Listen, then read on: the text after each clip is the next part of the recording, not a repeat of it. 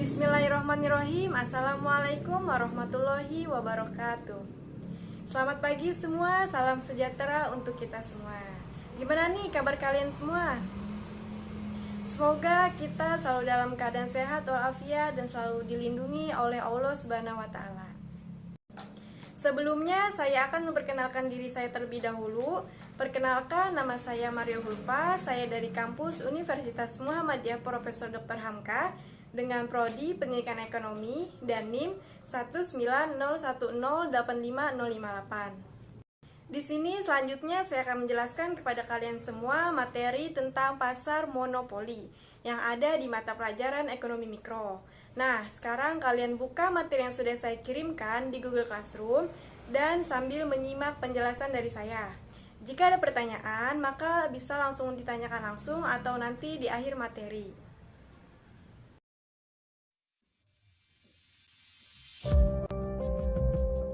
Pasar monopoli. Jadi kita akan membahas pengertian, contoh, ciri-ciri, jenis-jenis, kelebihan dan kekurangan dari pasar monopoli. Sebelum kita masuk ke pembelajaran ini, alangkah lebih baiknya kita membaca basmalah terlebih dahulu. Bismillahirrohmanirrohim. Pasar monopoli. Nah, saya akan mengulas sedikit tentang pasar sebelum kita masuk ke materi pasar monopoli. Jadi, pasar merupakan tempat bertemunya penjual dan pembeli secara langsung maupun tidak langsung, sehingga terjadinya transaksi perdagangan yang di dalam kegiatan perdagangan tersebut membentuk struktur pasar persaingan, yaitu pasar persaingan sempurna dan pasar persaingan tidak sempurna. Salah satu bentuk pasar persaingan tidak sempurna yaitu pasar monopoli. Nah, sekarang kita langsung masuk ke materi yang akan kita pelajari, yaitu pasar monopoli. Tadi sudah saya jelaskan pengertian dari pasar, sekarang saya akan menjelaskan pengertian dari monopoli. Monopoli berasal dari bahasa Yunani, yaitu monos dan ploin. Monos berarti sendiri, sedangkan ploin berarti penjual. Secara garis besar, monopoli adalah seseorang atau lembaga yang menguasai penawaran pasar. Jadi, pasar monopoli adalah suatu bentuk pasar yang dimana hanya ada satu perusahaan saja. Nah, perusahaan tersebut menghasilkan barang yang tidak mempunyai pengganti, serta keuntungan yang diperoleh melebihi normal. Dan dalam pasar monopoli, biasanya hanya satu produsen yang dapat menetapkan harga produknya. Dan penentu harga tersebut sering disebut sebagai monopolis.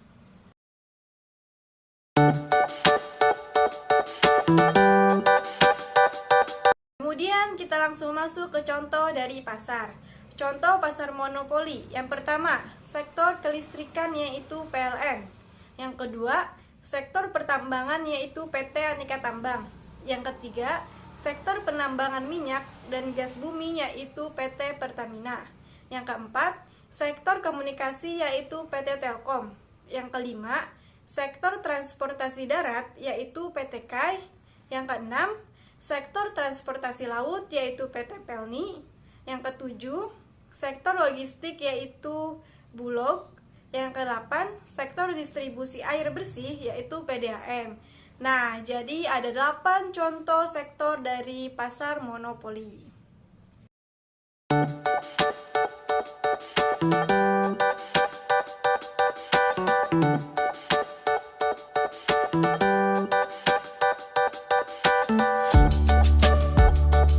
Nah, baik, selanjutnya kita bahas ciri-ciri dari pasar monopoli. Yang pertama, itu industri satu perusahaan. Maksudnya, barang atau jasa yang dihasilkan tidak dapat dibeli dari tempat lain. Yang kedua, yaitu tidak ada barang pengganti yang serupa.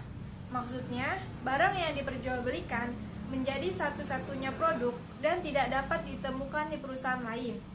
Yang ketiga, perusahaan lain sulit masuk ke dalam industri karena disebabkan banyak hambatan yang kuat. Yang keempat, yaitu sebagai penentu harga. Karena perusahaan yang ada di pasar monopoli merupakan satu-satunya yang ada di pasar tersebut, sehingga pasar ditentukan secara penuh oleh penjual. Terakhir yaitu yang kelima, tidak membutuhkan promosi iklan, karena pasar monopoli merupakan satu-satunya produsen di pasar, sehingga perusahaan sama sekali tidak membutuhkan iklan untuk promosi. Iklan yang dilakukan hanya untuk menjaga hubungan dengan masyarakat, bukan bertujuan untuk promosi. Nah, 5 tersebut merupakan ciri-ciri dari pasar monopoli. Sebelum kita melanjutkan materi, apakah ada yang ingin ditanyakan? Tidak ada ya, baik kita lanjut materinya. Baik, selanjutnya jenis-jenis monopoli. Jenis monopoli ada 2, yaitu monopoli almiah dan undang-undang.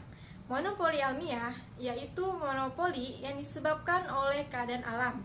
Dan monopoli undang-undang yaitu monopoli yang diberikan oleh pemerintah melalui peraturan undang-undang, baik kepada swasta maupun monopoli yang dikuasai oleh negara dengan ketetapan undang-undang.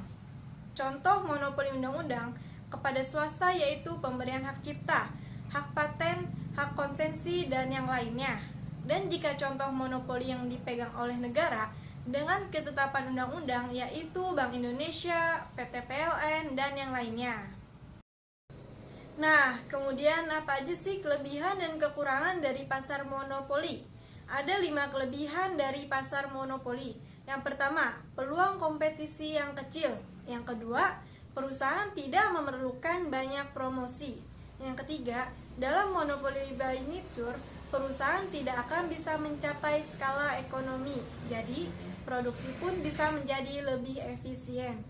Yang keempat, dan dalam monopoli by license, perusahaan pemilik hak paten leluasa mengembangkan produknya, sehingga produknya dapat lebih baik lagi, karena perusahaan lain tidak bisa mengusik hak cipta yang dimiliki. Yang kelima, pemerintah bisa ikut mengendalikan hak produk yang di pasaran. Nah, selain kelebihan yang dirasakan oleh perusahaan dan pemerintah, kekurangan pasar monopoli hanya akan dirasakan oleh konsumennya saja, yaitu yang pertama, karena tidak memiliki kompetitor lain sebagai pembatas. Perusahaan yang menguasai pasar pun bisa seenaknya menaikkan dan menurunkan harga meskipun harganya terkadang tidak masuk akal. Kedua, selain dinaikkan, perusahaan pun tidak akan takut kehilangan konsumen, sebab konsumen tidak memiliki pilihan lain selain membeli produk perusahaan tersebut.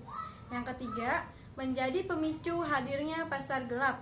Jadi, pasar gelap adalah transaksi atau kegiatan ekonomi yang diperjualbelikan produk serupa. Nah, baik. Alhamdulillah materi dari pasar monopoli sudah selesai. Sebelum kita akhiri, apakah ada yang ingin ditanyakan?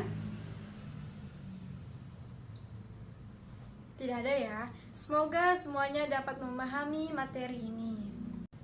Nah, selanjutnya saya akan memberikan tugas kepada kalian semua untuk meresum materi pasar monopoli yang tadi kita pelajari dan dikumpulkan di Google Classroom dan deadline sampai hari Jumat.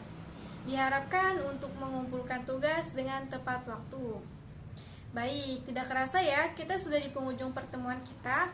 Sekian materi yang dapat saya sampaikan. Mohon maaf sebesar-besarnya apabila dalam penyampaian materi saya masih mengalami banyak kekurangan. Baik, kita akhiri hari ini dengan membaca hamdalah. Alhamdulillahirabbil alamin. Semoga kita selalu diberi kesehatan sehingga kita dapat bertemu kembali, dan semoga materi yang hari ini kita pelajari dapat bermanfaat untuk kita semua. Wassalamualaikum warahmatullahi wabarakatuh.